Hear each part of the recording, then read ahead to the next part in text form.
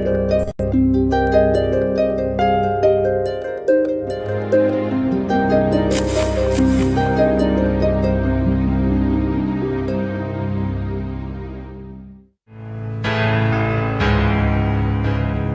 se définit elle-même comme une monégasque exploratrice. La douceur de sa voix cache une grande détermination, et de la détermination, il lui en a fallu pour se lancer dans une voie au départ incertaine alors qu'elle venait de terminer de brillantes études.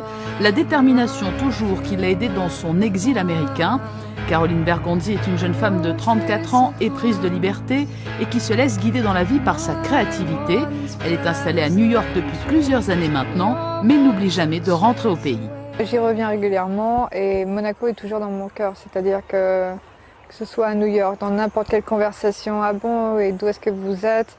Monaco, et je parle, des fois j'ai l'impression de travailler pour l'Office du tourisme par ma présentation sur Monaco. Et c'est vrai qu'à New York, l'image de Monaco est très belle, c'est une image qui est, c'est l'image qui est liée à Grace Kelly, à cette époque Hollywood, du glamour. Je sais qu'à Monaco, on préférait qu'il y ait une image plus industrielle, plus agressive d'un point de vue économique. Mais tous les Américains ont un immense sourire quand ils entendent le mot Caroline, un sourire plein de la Caroline de Monaco, Charlotte maintenant, Stéphanie bien sûr. Au féminin, le côté glamour dans la mode plaît énormément. Donc les Américains aiment beaucoup Monaco. Nous sommes à quelques mètres du lycée. Oui. À quel destin rêviez-vous lorsque vous étiez adolescente, lycéenne? C'est une question difficile.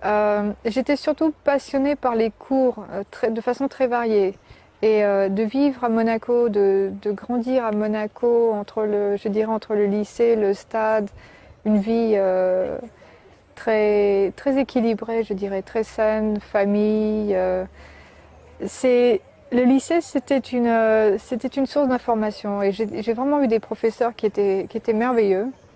Je pense par exemple à Madame Lambla, qui était notre prof de français quand j'avais à peu près 13-14 ans, qui était un petit peu agressive au niveau des idées et qui en même temps nous a ouvert à une réflexion. Je pense à un professeur comme Monsieur Mage, professeur de mathématiques, qui a transformé des générations et ma vie très certainement, même en me donnant des conseils pour la suite quand je suis allée en classe préparatoire, des professeurs de dessin également, et Madame Philippi, Monsieur Avolé, qui ont été des influences marquantes pour moi. Puis bon, évidemment, d'apprendre les langues étrangères.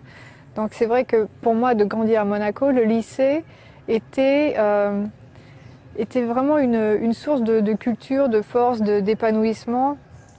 Et j'ai toujours une grande tendresse en y pensant à cette époque de lycée.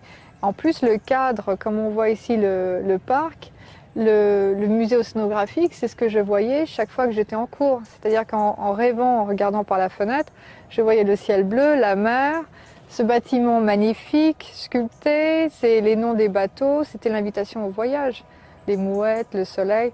Donc c'est ce que je voyais. Donc est-ce que c'est ce que je voyais comme un futur? C'est certainement quelque chose qui est resté pour moi une référence comme un phare, c'est-à-dire que où que je sois, en Asie ou à New York, ou une galère, un problème, Monaco est toujours dans mon cœur comme une sorte de phare. Je sais que c'est la maison, je sais que je peux y revenir et que j'y serai accueillie et qu'il y a une harmonie ici que je pourrais retrouver. Donc c'est une référence.